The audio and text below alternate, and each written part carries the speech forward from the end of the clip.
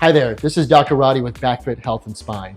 Chiropractic adjustments are absolutely safe for kids. I've been in practice for 22 years and I've seen thousands and thousands of kids, newborns, toddlers, teenagers, and so forth. As kids develop, their bodies are developing. It's really, really important to make sure that their bodies are functioning at a high level. As a matter of fact, kids are some of the best patients to have because their spines are still fairly pliable and we can correct things that that have problems.